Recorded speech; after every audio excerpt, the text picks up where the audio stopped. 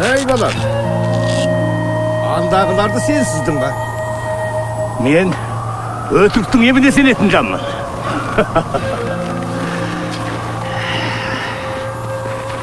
Ал сызғандарыңды көрелік. Мынау әйел, мынау ер, ал мынау ақсарбас. Келтіріп сызған екесің. Сонда бір ердің әйелге сыйлаған ақсарбасын 3000 жыл сыған болды ғой. Қызығып тұрсың ба? Мә, саған сыйладым. Ұлы Чолпан атаның рухы жебесін. Бұған бір ене тап. Айтпегенде баға алмайсың. Ұқтың ба?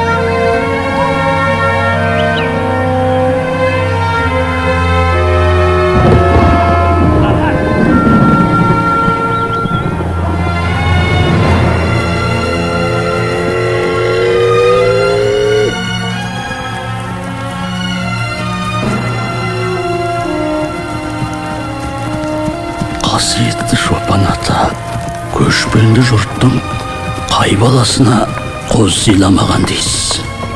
Ал мынау сарбас қозы бала кезімдегі бір ерекше күндермен өзінше мән алар еді. Тумысында нашар туылғандығы оның соңғы келте әрі дәнеңесіз ғұмырынан нышан беріп тұрғандай.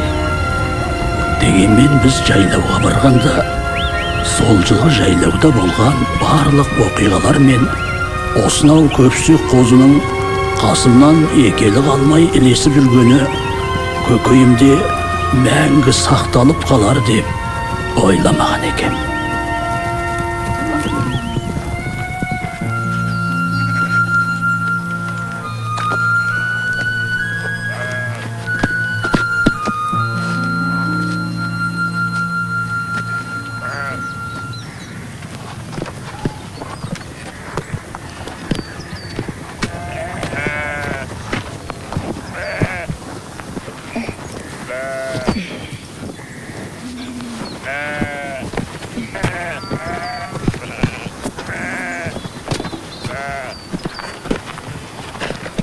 Әже, сарбас қозын көрмеді ғой. Жүр ғой дейіп. Сарбас! Сарбас!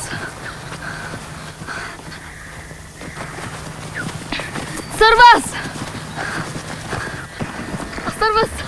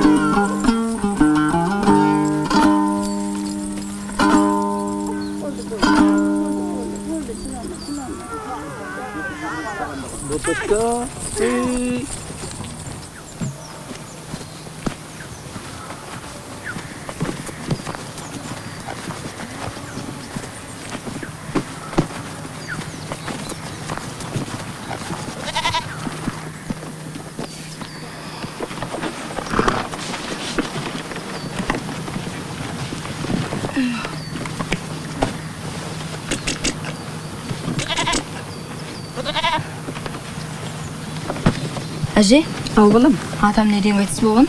сүзектен. Ол кісінің отырып қалайды. Неге сұрадың сұрақ? Атамның чекпенінің жылары тесі ғой. Қарақым, атаңның арба қолдасын деп ырымдаған, қой қарған.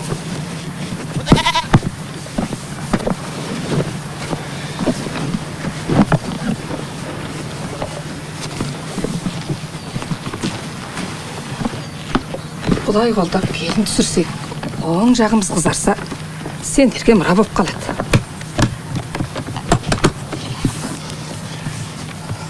Марқұм атаң Абайдың өлеңін әуел жатқа білетін. Жүр Абай, мұна көтесі жүр. Ой, бұрмай, Алла.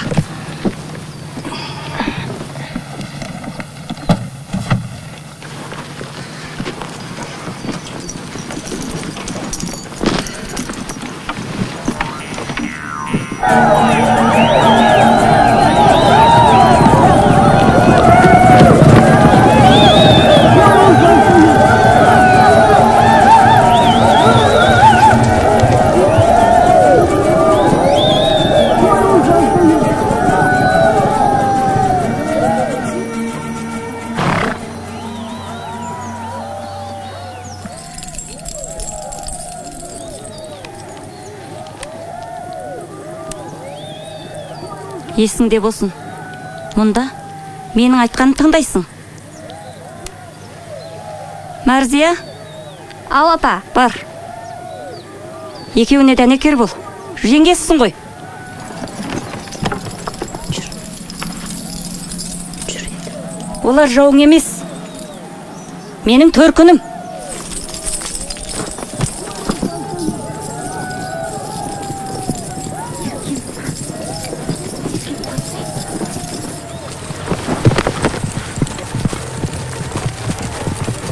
Жеңеше аман есенсіздер. Еркен тұнжырамашы.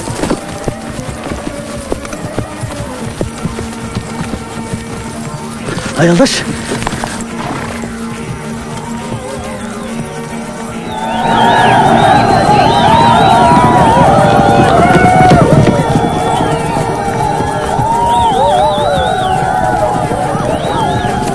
Әуре боласың ау? Әуре болсақ болайық жеңеше.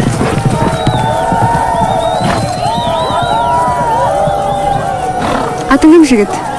Мен ба? Иә. Қастер. Жарайды Қастер. Келесі кезекте екеуміз түсеміз.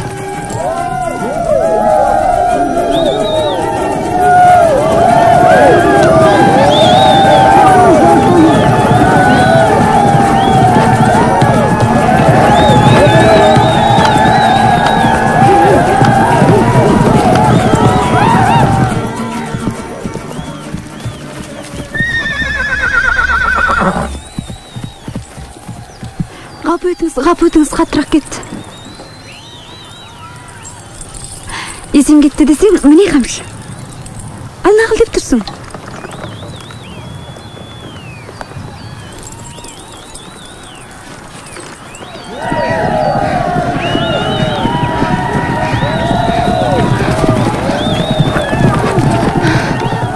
Сыртыңыз.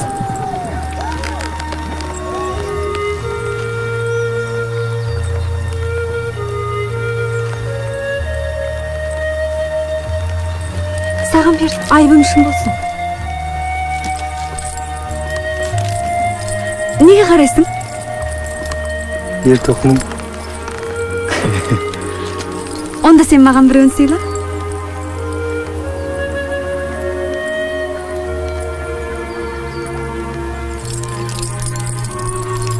Мен кеттім. Жол болсын.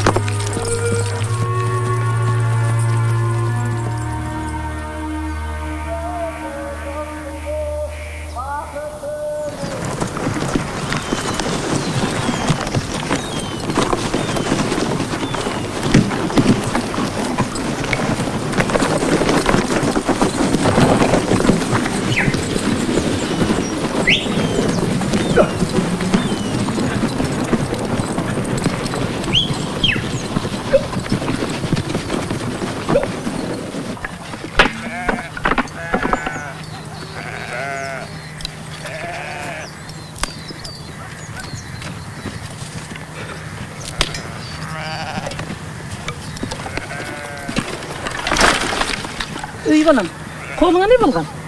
Ештеме.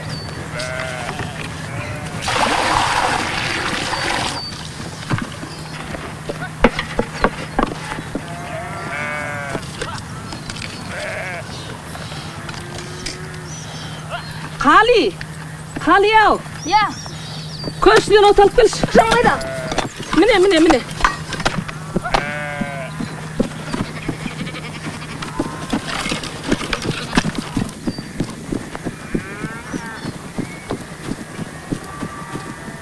Барған жеріңде бетінен ешкім қақпас екен деген талғаса ой.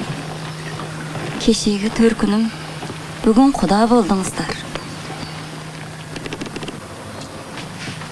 Егер құдалар мақұл көрсе, осы жазда баланы аламыз ба деп отырмыз.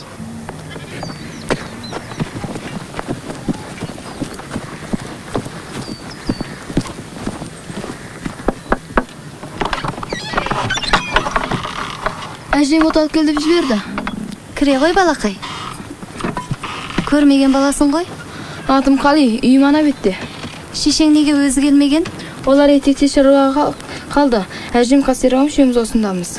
О, атасының баласымын де. Жігіт адам әжесін асырау керек. Солай емес пе? Тұлымын қарай көр. Тұлым емес, Айдар дейміз. Тұлымыңды қай кезде кесеміз? Аз күннен соң. Бізді шақыратын шығарсың. Айран берсең шақырам. Алатаудай әжемнің қорғаштап тұрғаны қандай жақсы.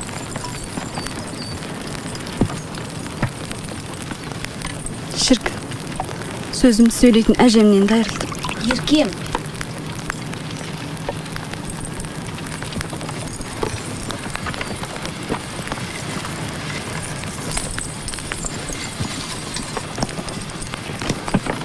Барған соң әжең айт, Сұлтанның үйіндегілер қызының қарсы тұрғанын елемей, оны сүймейтін адамны қоспақшы.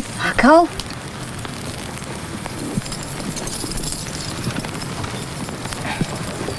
Қали, үйлерінде тағы кімдер бар дедің? Қасырағам. Жарайды. Кім айтын келсе соған айт. Мұқым ауыл бәрі білсін.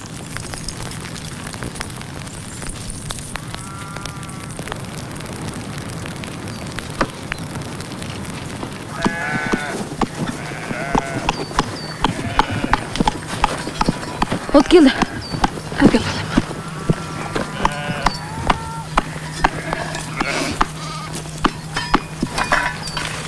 Әже, Үкбала ұзатылатын болыпты. Ол атасырға адамына барым келмейді дейді. Ой, Алла. Аға, естіріңіз бе?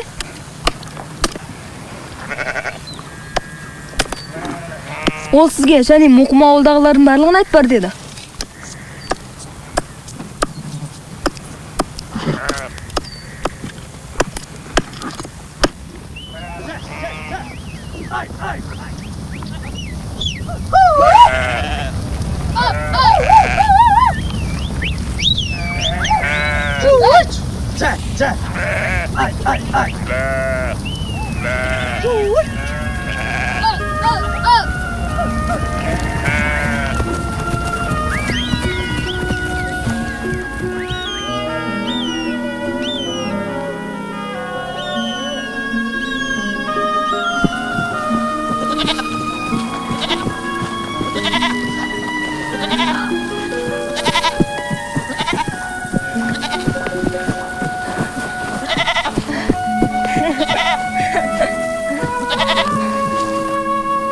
Болды енді, жабырқай бермеші.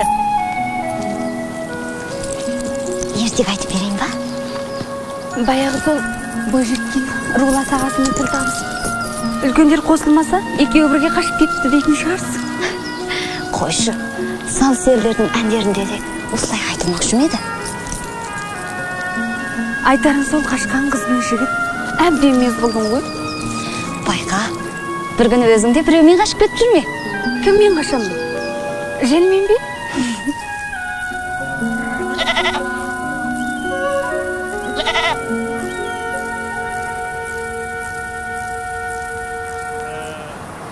Ақтай серінің әндерін өз құлағымызбен тыңдайтын күндер болар ма екен деші? Оны бір тәңір өзі білер. Еркем, оның әндерін халық өте сүйіп тыңдайды дейді. Әсіресе қыздар.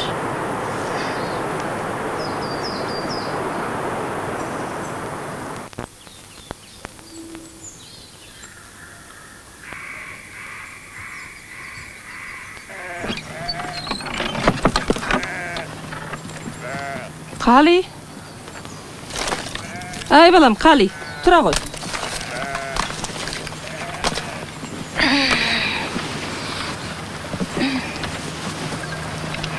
Жаңа жейдендіке ғой.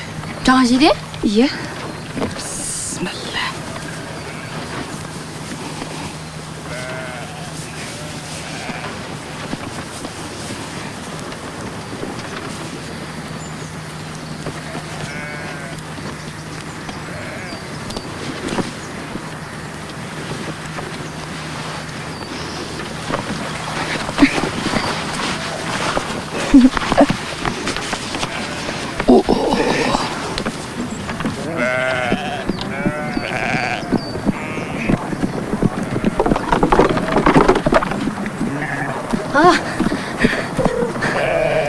Ey, sen kim gittin mi? Ha. Al söyleme, apana başka bir var. Hacı.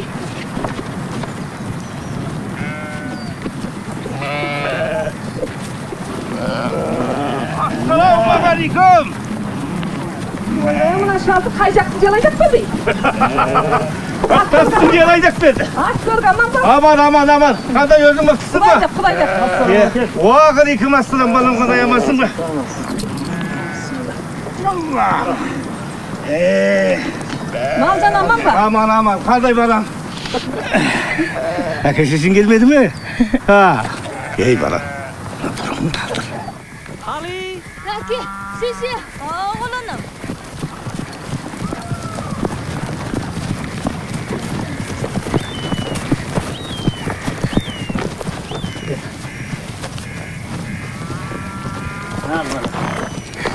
Gel.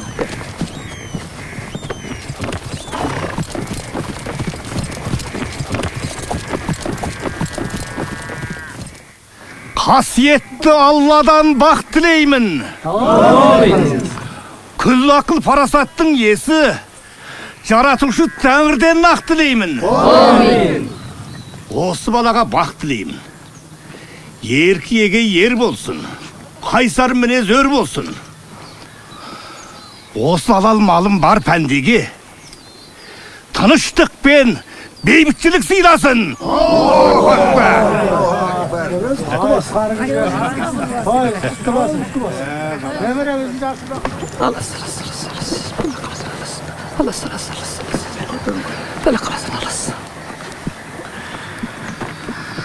Балам, менің қолым емес, қызыр атаңның қолы ғой. Пәлі қала сақтасын бұды. Көрдің ба? Енді нағыз жігіт болдық. Жігіт болды мен. Құмыр жасыңыз ақ басын балам. Апасының баласы жігіт болған екен ғой. Диске шекесін. Шешеңе. Арғам сол, инанайым балам. Жасыңыз ақ басын балам. Құмыр жасыңыз ақ басын балам. Ой, жарығым сол, жарығым. Ой, айнанайым. Айнанайым.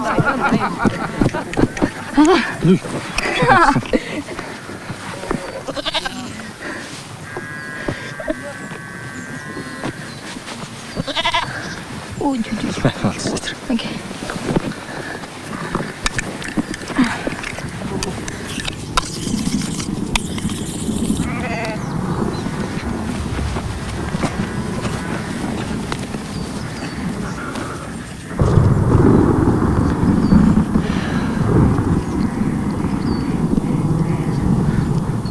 Sende жазық жоқ, бізде азық жоқ. Амин.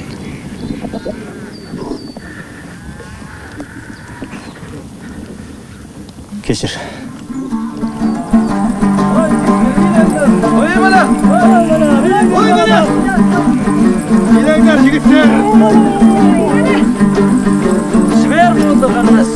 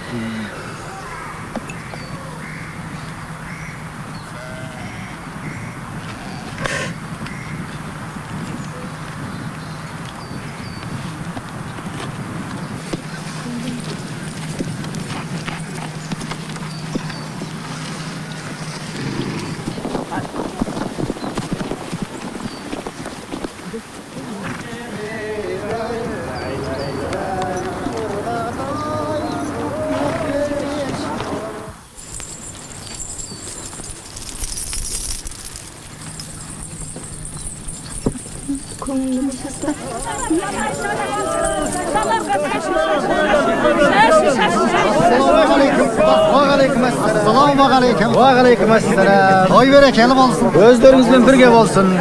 Balalar bakıtlı olsun. At köktörüz aman esen keldinizler mi? Aman esen keldiniz. Avullarınızga sal seriler gele жатыр. Kız jigitler çıkıp attan түсürüp alыңыздар. Balalar aldından çıkınlar. Marziya, Ал, барыңдар. жарайды.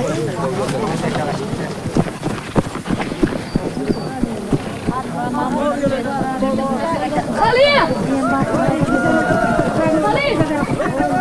Тез бол, Қали!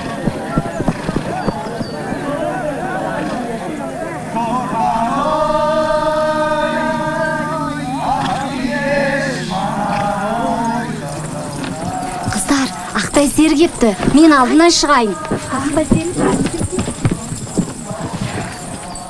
Саған не жоқ, еркем. Орныңда тұр. Теңге.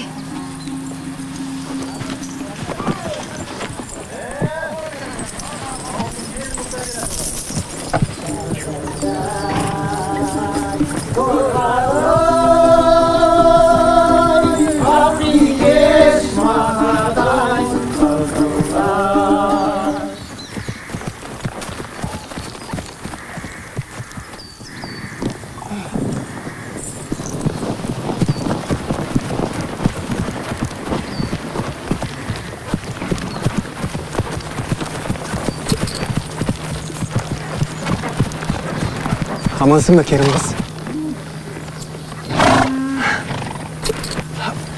Amansın mı Kerim kız?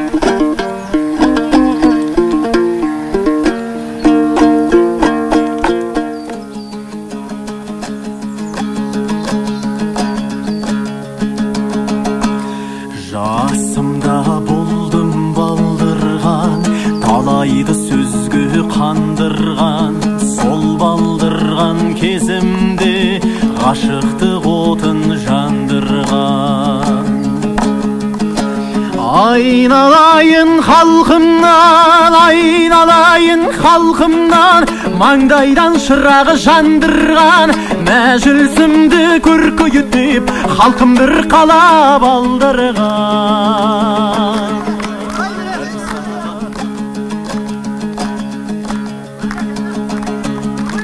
Бір сағатта 10 көрісі халқыма әнімі жаңғырған. Құрбы құрдас замандас іздеп кеп атын шалдырған. Sümbülenin bultunda жырдай сөзім жия жаңбырдан алпысқа керебен салып атым бір қойдым талдырға қобызды берші берші жасымда болдым балдырған талайды сөзге қандырған сол балдырған кезімде ғашықтық отын жандырған алпысқа келдім жамағат алпысқа келдім жамағат шықпадау ешбір жамағат қалдырғанды тапсырдым сұраған саған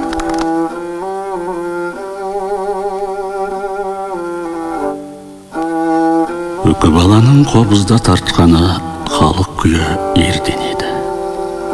Ертеде әлде бір қобызшы осы күй арқылы бір ханзаданың аңға шығып қаза тапқан қаралы хабарын ханға естірткен екен дейді. Десе де бұл күймен әдетте адамдар төте білдіруге ауырлау көңіл күйлерін бір-біріне білдіріп жататынды. Бірақ Үкібала өзінің торқалы тойында бұл күйді қалайша тартқанын түсінсем бұйырмасын. Ол кезде байлар 30 күн ойын, 40 күн тойын дегендей ұлан асыр той жасап, ұзақ сауық сайран құратынды. Үкібаланы ұзату тойының да сауық сайраны ұзаққа созылды. Бірақ той аяғының немен тынарын ешкімде ойламаған еді.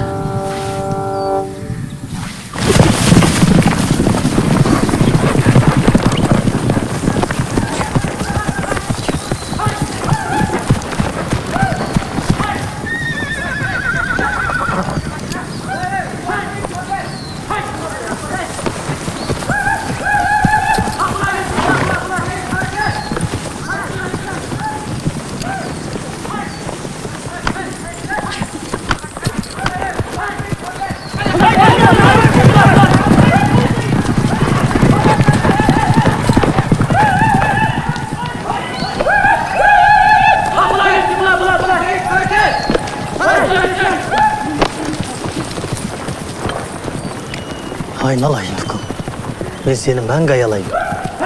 Сен менің маралымсың. Мәңгі аялаймын.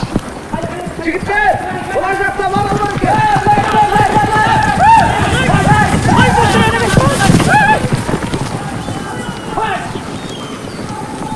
Мына тоғайда тағы бір маралдың обалына қалғалы тұрмыз ау, Үкіжаным. Неткен аянышты. Мына тұмарымды менің көзімдей көр, жүрегіңде сақта. Қош. Жоқ, керегі жоқ бұл тұмарды. Мен сендікпін. Өтінейін мен алып кетші. Әже, қайда барасың? Әншейін. Ой, қарасам. Аридашым, ай.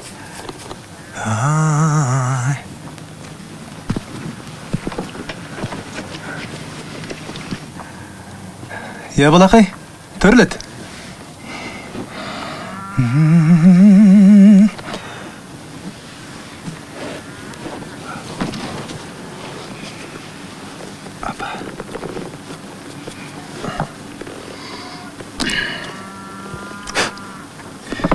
Жалғанда ғашығымсың оу, жаным сүйген, жаным.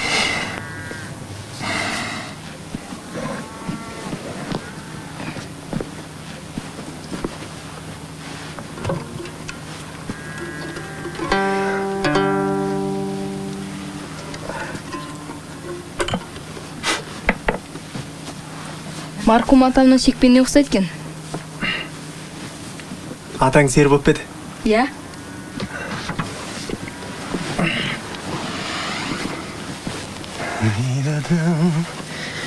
Ғашығымсың ау, жаным.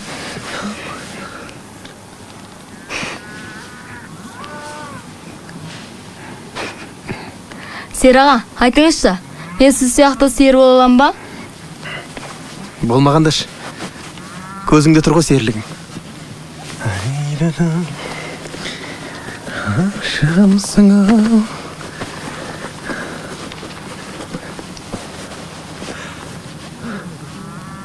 Абай атаңды білетін шығарсың. Иә, білем.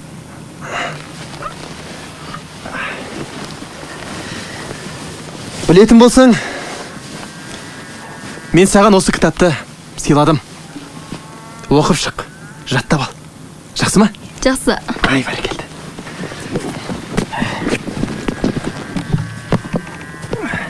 Ал, жақсы бар.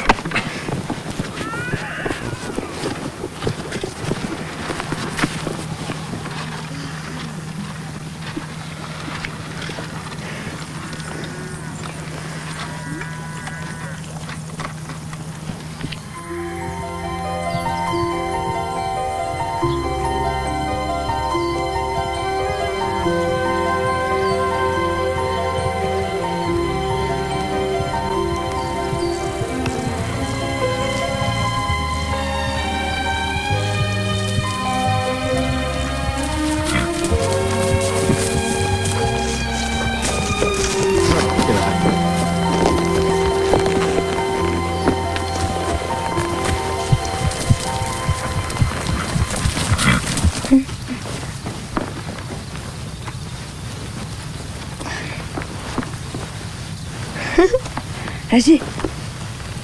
Айналайын, қарғам сұлу.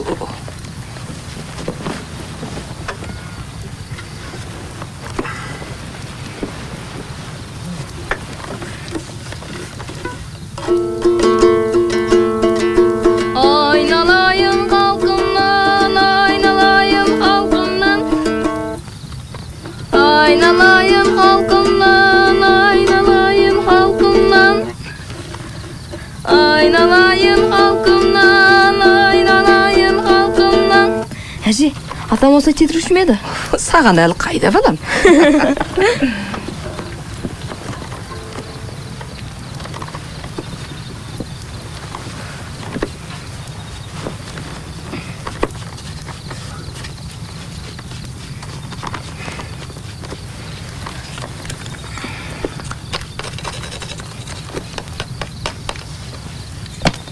Аға, жасамай-ақ қой. Өкі бала алмайды, бекер әуре болып жатырсың. Сіз сияқты ақымақты көрмеген екем. Тек ағаңмен жағылыспа. Ақымақ.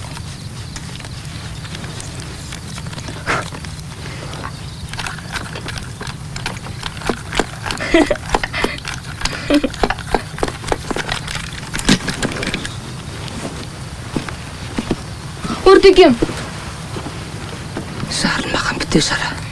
Жаман деуші еді. Көңілін алайын десем? Ол қайдан көңілді болсын балам. Ерте оқым біткен соң, сен ертең жеткізіп бер.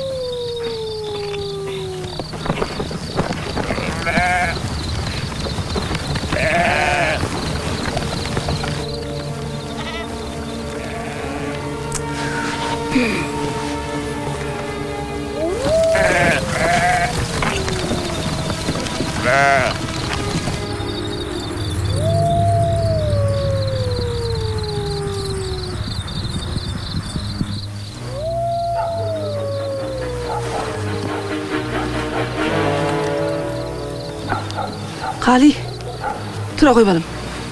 Qaster. Ey Qaster. Tez chiqib qarash talaqa. Sabır edeysi.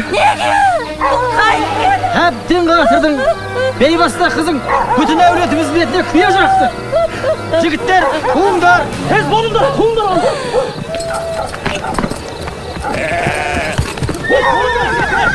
Kumdar oğlum, tez, olumda.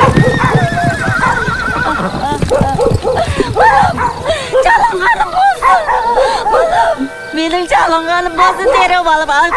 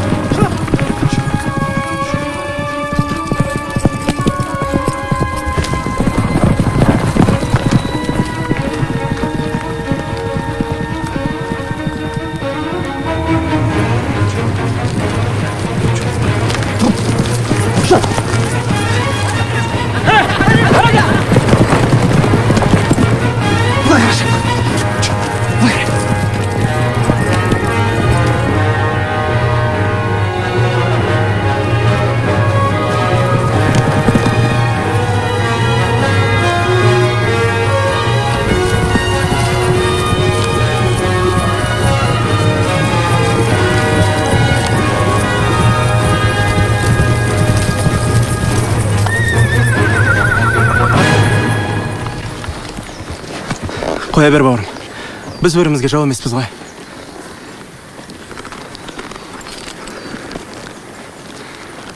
Tushunishibdi. Qo'ya ber.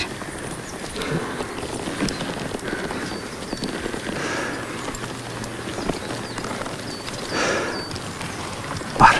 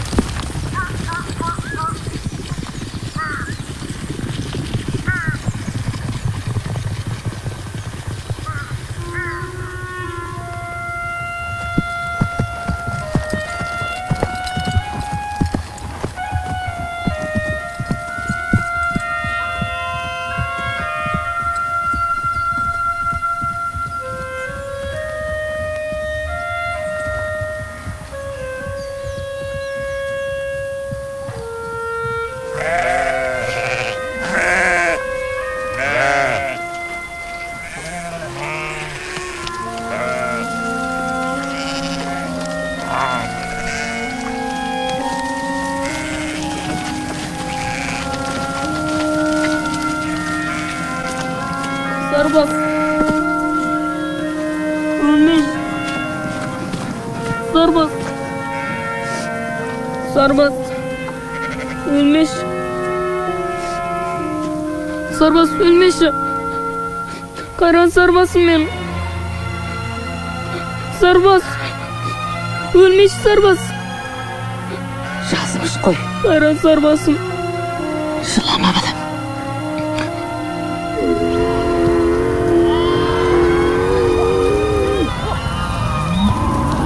Balаны ертең аттандырғалы отырғанда ол ойламаған жерден сиырмен бірге қашып кетті. Әкесі Сұлтан қатты намыстанып, отбасын алып, ит арқасы қиянға қоныс аударып, қайтып оралмады. Қастер ағамда сол беті бас құрамады. Бірақ табаны күректей 5 жыл өткен соң күзеулікте отырғанымызда ойламаған жерден тағдыр үкі баланы бізбен тағы да қауыштырмасы бар ма?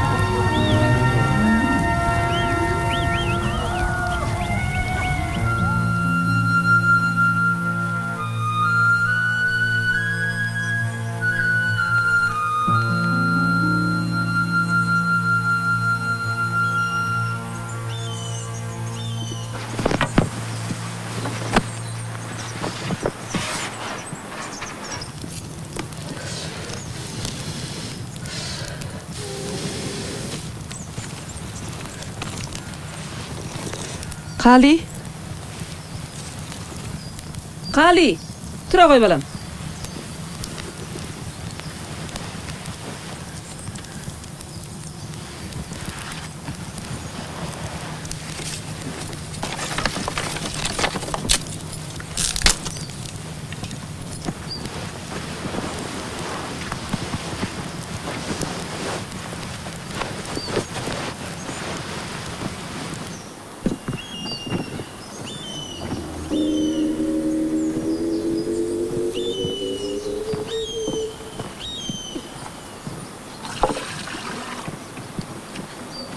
Aparыңдар.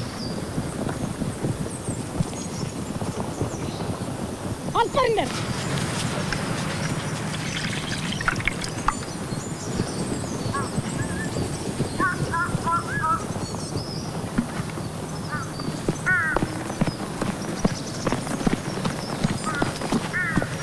Етекте не болып жатыр? Білмеймін. Бір сұмдық бар ұқсайды. Жүрші балам, көріп келейік.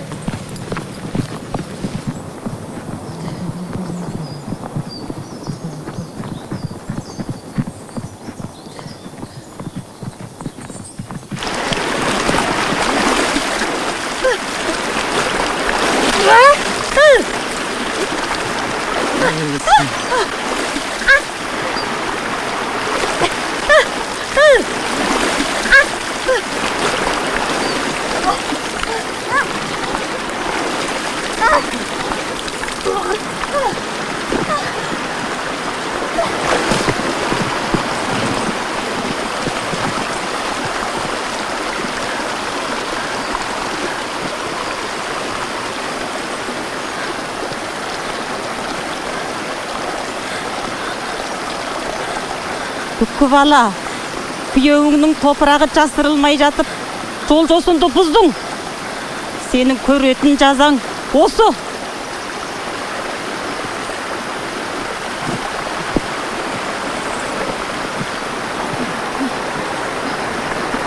Үстіріп өлтірейін деп безіңдер, ар жүр өлтірем қалғыңдар.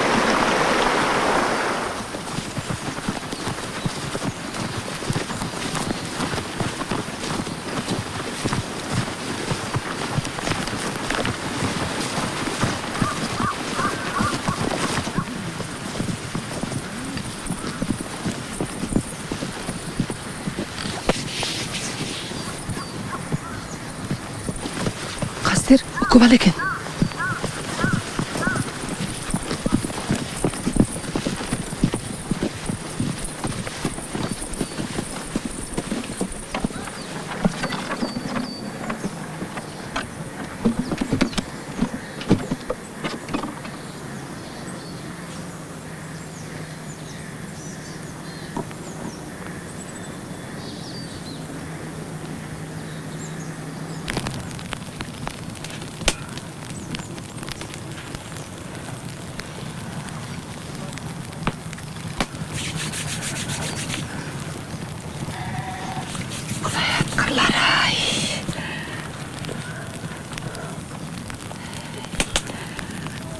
Жылынып қалдың ба балам? Жұбайың науқастан қайтыс болған. Жылдан асты.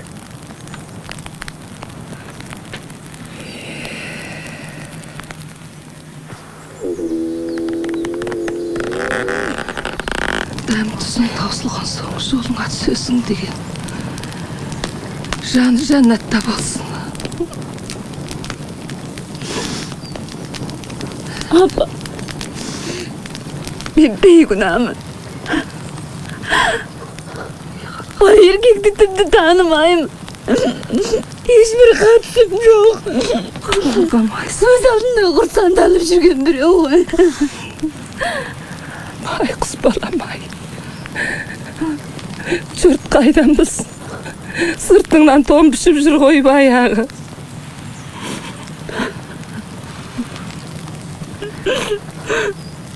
Сонда ертеңгі күніңді ойладың ба?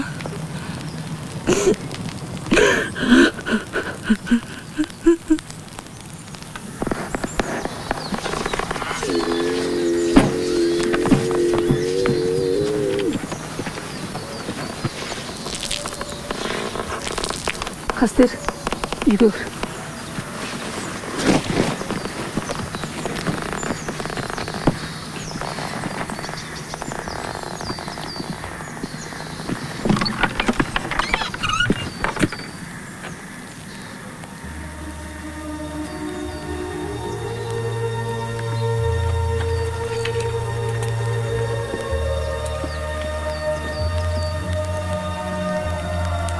Амансың ба? Аман.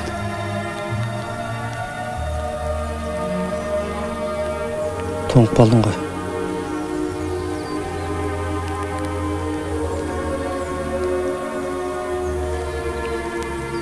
Көрдің ғой бәрін? Жоқ. Жоқ.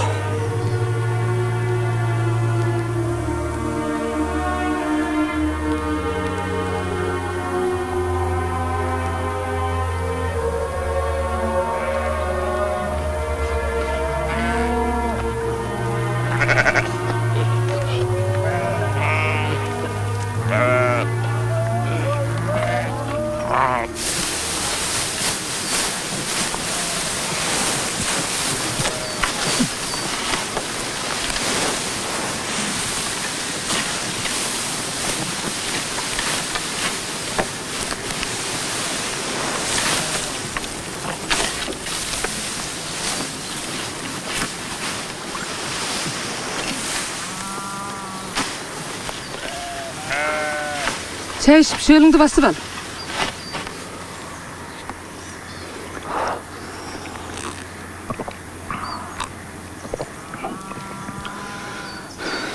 Қастер, саған айтар бір ауыз сөзім бар еді.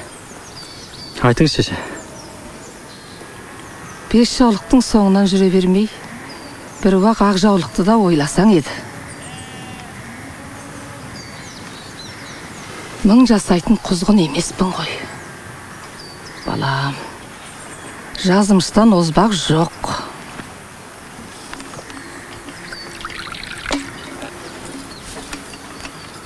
Кезінде үкібалан өзің жібергенсің.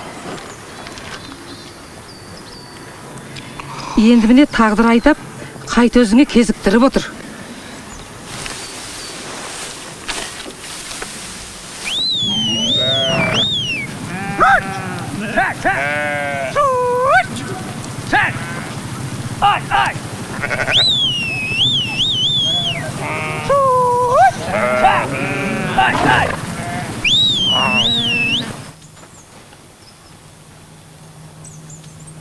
Ақтай салдың артында туған ата-анасы болмағанымен, артында қалған 2 баласында біз қарайласамыз. Үкібала кетсін. Осындай үлкен оқиға туылып отырғанда, ол енді ел ішінде қай бетімен жүре алады?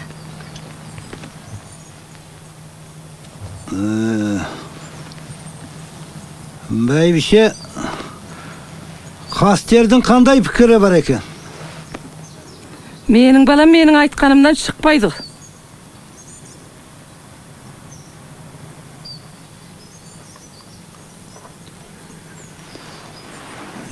Балам, ата салтын сен де білесің. Ерден кетсе де елден кетпейді дейді екен атам қазақ. Салдың туыс туғаны бала шағасын қарауға борышты. Ал сен ұруы басқа адамдарменен некеленуіңе болады. Ерік өзіңді. Бірақ жосым бойынша баланы тастап кетуің керек.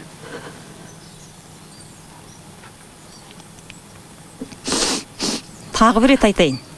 Үкібала жөнінде кетуі керек.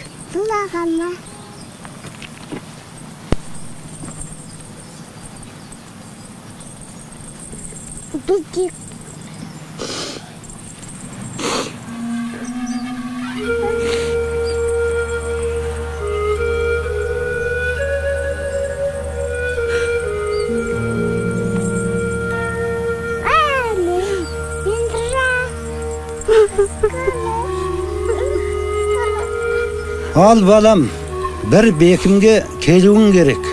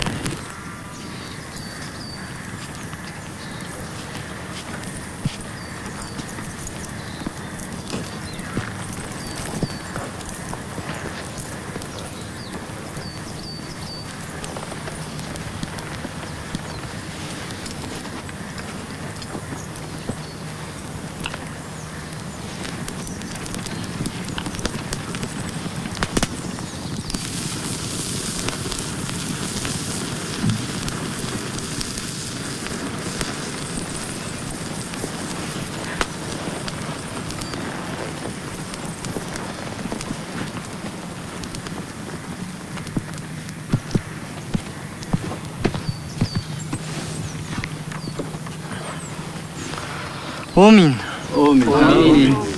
Şаңырағың биік болсын, екі болсаға берік болсын, өмір жасың ұзақ болсын.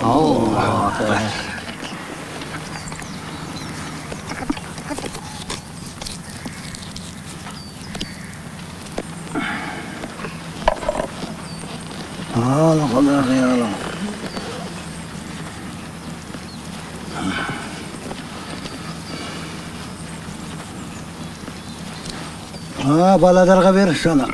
Құштар, кел оған. Құлақ жейміз.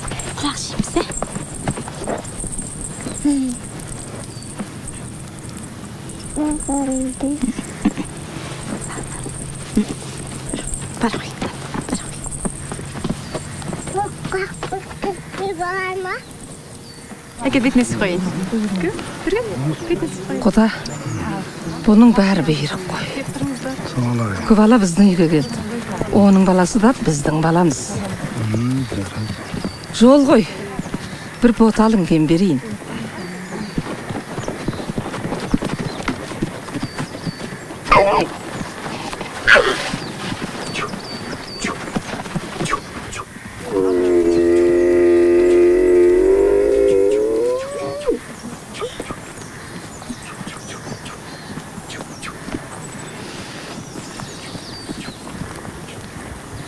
Ali, ada parası? Botan vermeyeyim. Çoyu.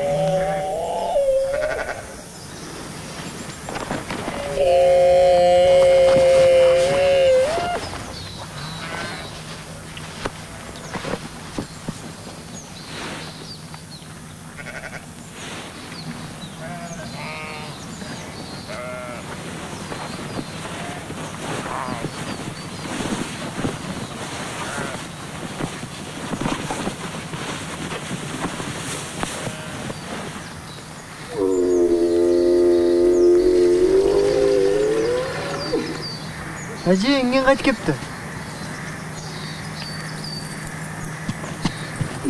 Кей ана, атасыздан келген екен. Қастер, қайта жеткізіп бере сал.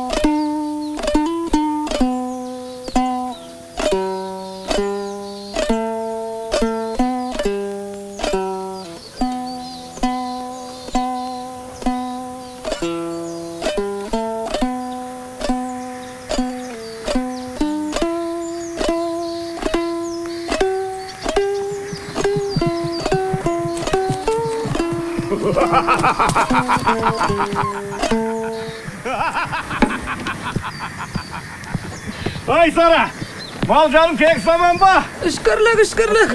Aleykümselam benim kardeş.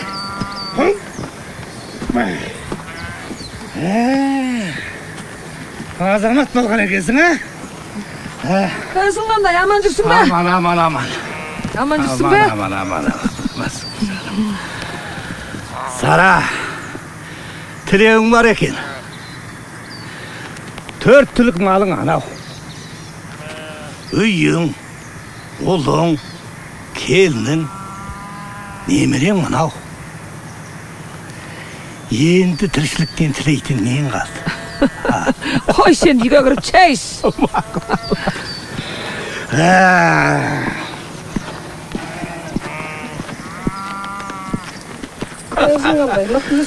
Kola bez kaydı valla. Ey bana. Tasqa tağın elerdi siz bilirsin. Koyma, batırma. Çok kaşıkan kaşıktan. Çok ata. He. Ey balam. Benim sarvasım kayda? Bayağıda kaskır çek bitken. Kaskır deydi. Hayran zamana savukluğun sekildi baylanbağan degen deyin. Senin acın kezinde cez tаңдай, күміс көмей мақтағым болған.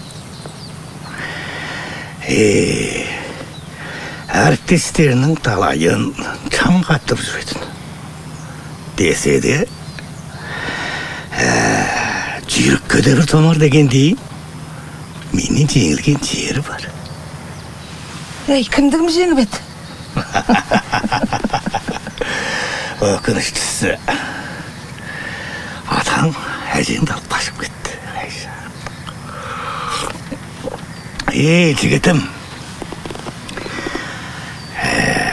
адам өмірінде қанша әйел болуға тиіс екенін білесің бе? Білмеймін. 3. Шешең, әйелің, қызың. Ой, қайдағын айтып кеттің ғой өзі сен. Ой, болды. Қаққылай бердің ғой сені. Ендеше өтірік өлең айтайық. Айтайық. Айтайын аттан туған өтірік тау.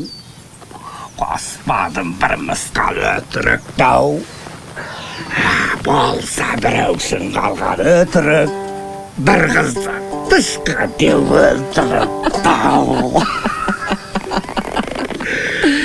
беріпті ғанасың көбелек ау, жүріпті қарашығым деңгелік ау, әнінде көтірқанның не қоқытым, қызыл шаптырып төңірек ау.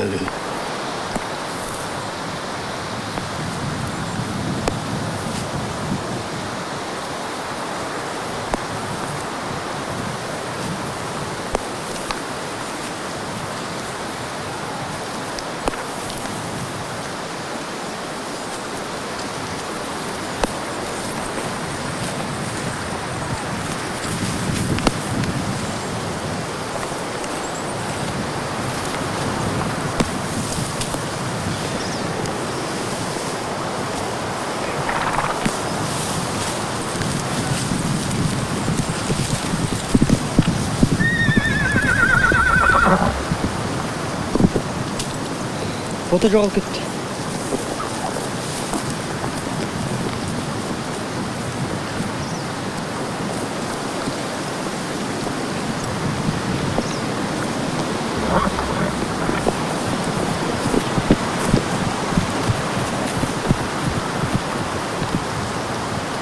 Сен қал.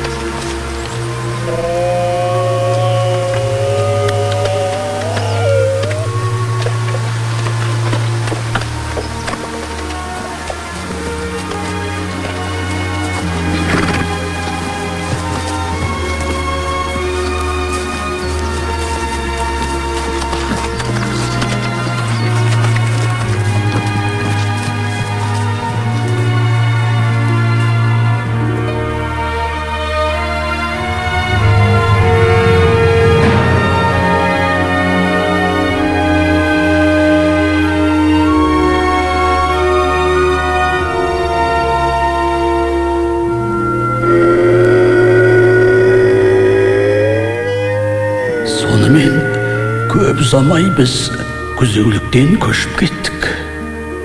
Ал әлгі кейуананың ботасын іздеп жұртқа тағы да келерін кім ойлаған дейсің?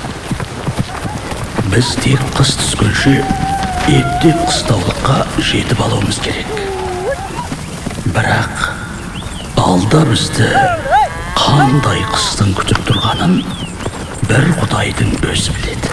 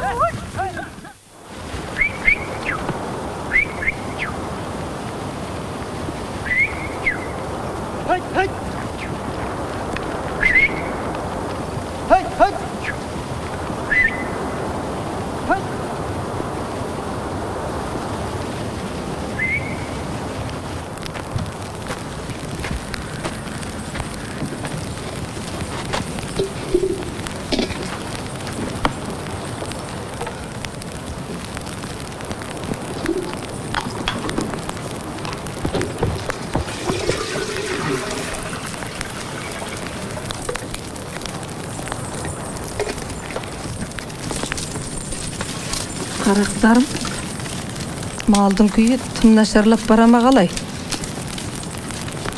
Солай апа. Саулық қойлар шытастап кететін ұқсайды.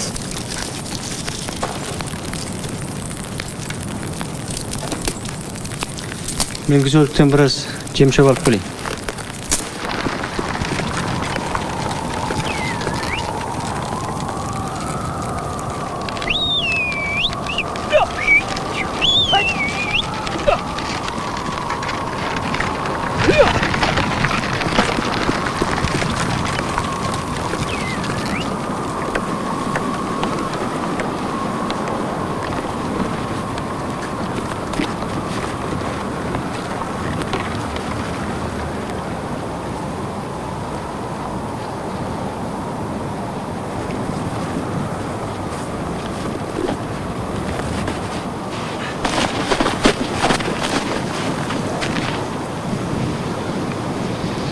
Аға, тұр екен.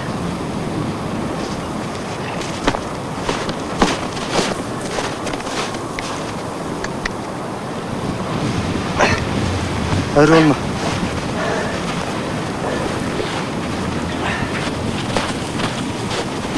Салық қойлар екен. Жүре алмаған соң есі тастап кеткен ғой.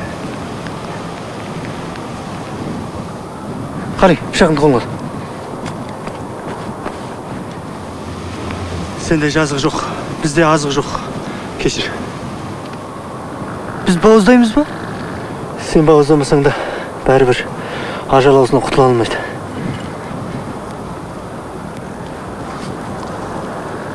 Ендеше керегі не? Жүктеуге елтірін аламыз.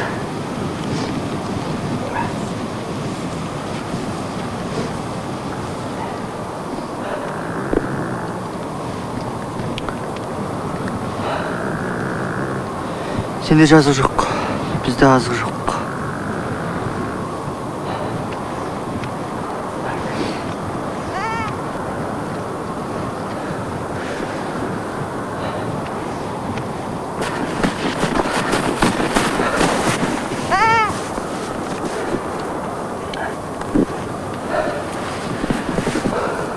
Аға, ақсарбас екен.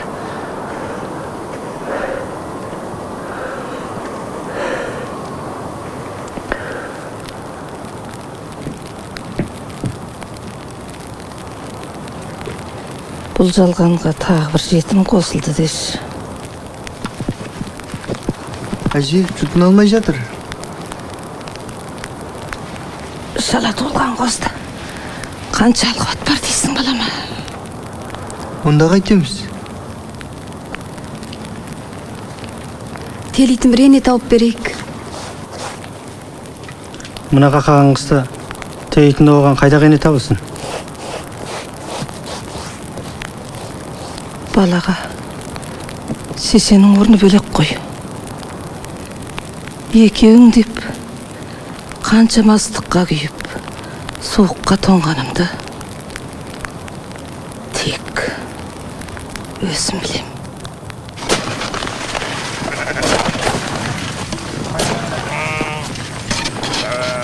Не қыласың? Ешкілерге келіп көрейін.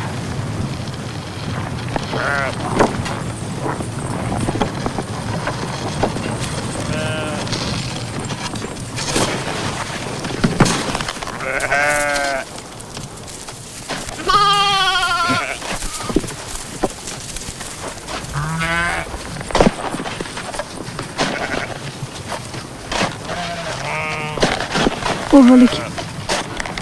Болмағанда маңайдағы бақташылардан үміт болар. Болды қош енді, бір жөні болар.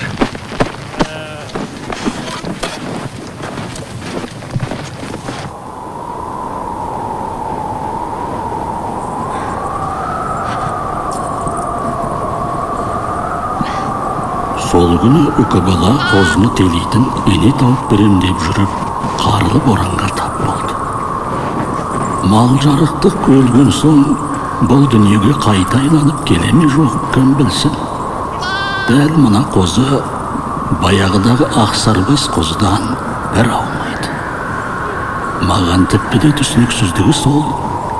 Қозының ғайыптан пайда болуы үкі балаға соншалық әсер етіп, оның тыныш көңіл күйін астан кестен еткен еді.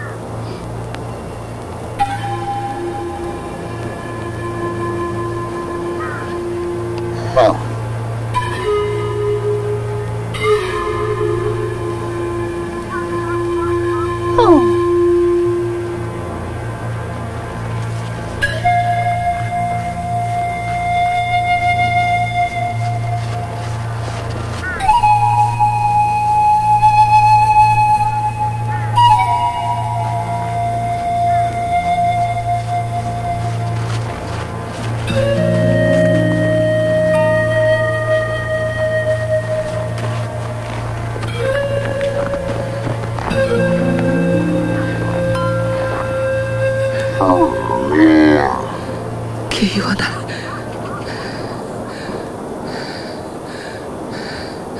Ботасын іздеп келген екен ғой. Бар. Қара көз алып кел.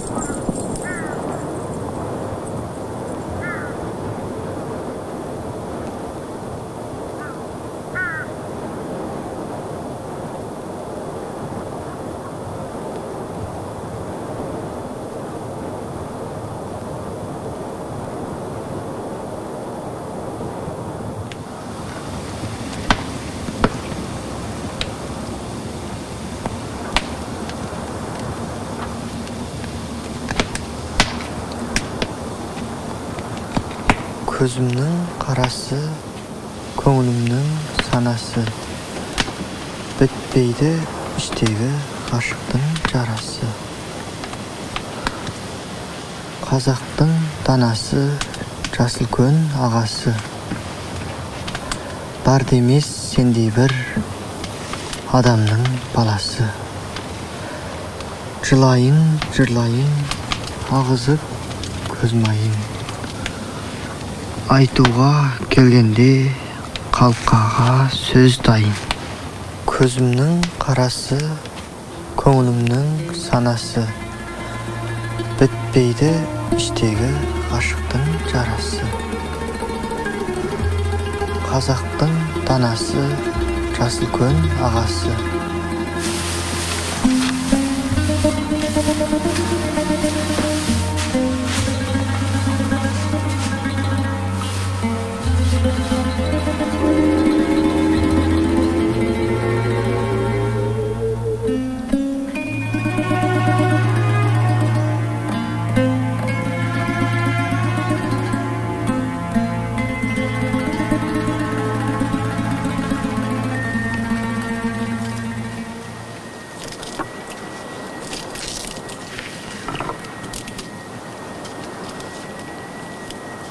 Айналайын, жарығым.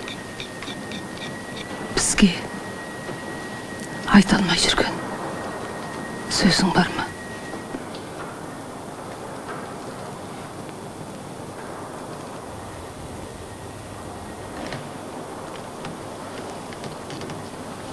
Дегенің рас па?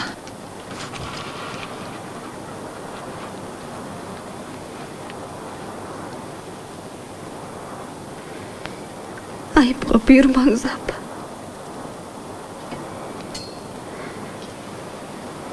Егіз ботамды қия алмадым. Сіздерге мәңгі борыштымын.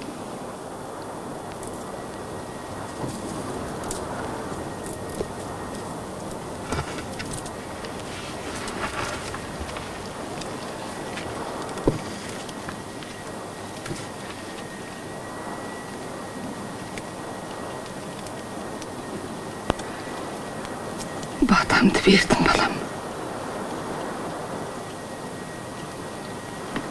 Бірақ қаздерге не деп айтам?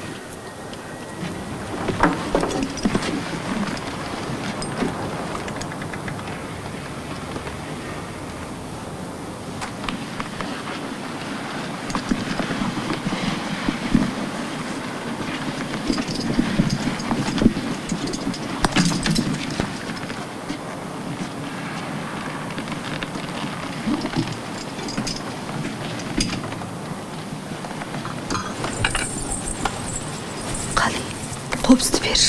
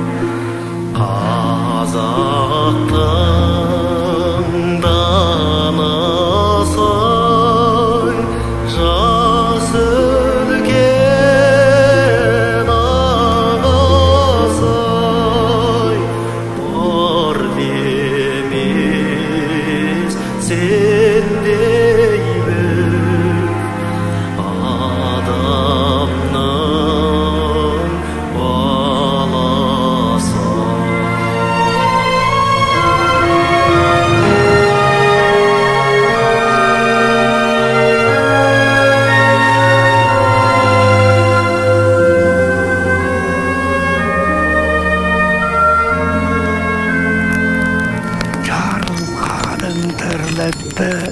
Жарылқадың адамды, жарылқадың сүйіспеншілдікті.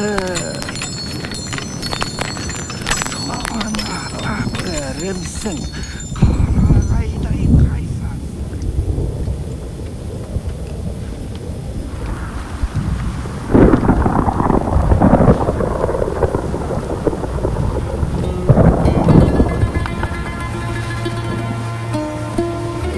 Әжем көз жұмарда бізге өсиет айтып, қасиетті Шопан атадан адам баласын жудалық азабынан сақтай көр деп, ақсарбас атап шалыңдар деген еді. Ардақты әже, аруағыңыз разы болғай, адам баласына тыныштық болсын деп, міне тағы да ақсарбас атап шалдық. Оми, сенде жазық жоқ, бізде азық жоқ. Аллаху акбар.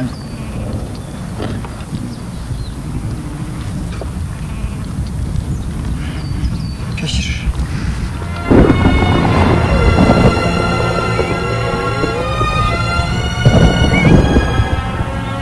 Арада соншама жыл өтіп, қиыр жайлап, шет қонып жүрсекте, ағам қастермен үкі баланың түбінде бір жолығатындығынан көтерісіп көрген емеспін. Мен де үйлі баранды болып, қылыш шаңырағының түтінін жалғағанымда, осынау сенім тіпті де күшейе түсті.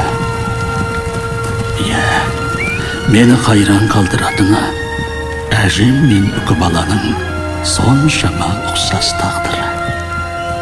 Олар махаббат үшін еркіндік пен іңкарлықты таңдаған болса, ал борыштылық үшін олар тағы да құрбандық пен тектілікті таңдады.